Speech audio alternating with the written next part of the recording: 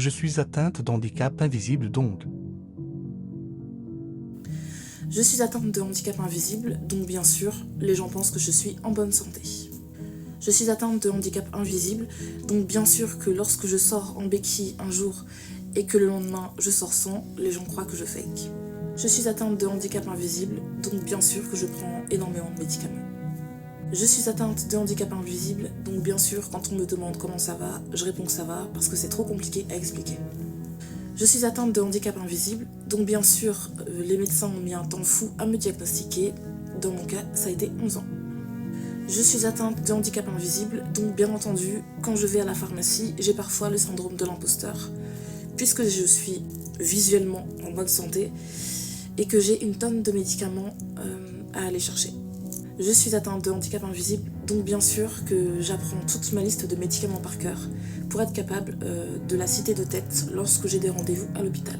Je suis atteinte de handicap invisible, donc bien sûr que j'ai toute une collection de splints, d'orthèses et de vêtements compressifs. Je suis atteinte de handicap invisible, donc bien sûr que même si je ne suis pas médecin, je connais ma maladie énormément pour ne pas dire par cœur. Je suis atteinte de handicap invisible, donc bien entendu qu'à chaque fois qu'un médecin me dit qu'il ne trouve rien aux analyses, je me prends une douche froide. Je suis atteinte de handicap invisible, donc bien entendu que j'ai l'habitude de masquer ma douleur et de la garder pour moi.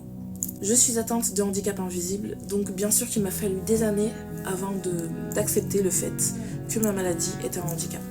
Je suis atteinte de handicap invisible, donc bien sûr que j'essaye de sensibiliser les gens à mon échelle sur internet pour leur faire comprendre que le handicap, c'est 80% de personnes, du moins en France, utilisatrices de fauteuil roulant et 20% de personnes dont le handicap ne se voit pas. Je suis atteinte de handicap invisible, donc bien entendu que les diagnostics sont hyper importants pour moi puisqu'ils prouvent tout simplement la maladie dont je souffre. Je suis atteinte de handicap invisible, donc bien sûr que j'ai très peur en public de montrer que j'ai mal puisque les gens ne vont pas comprendre.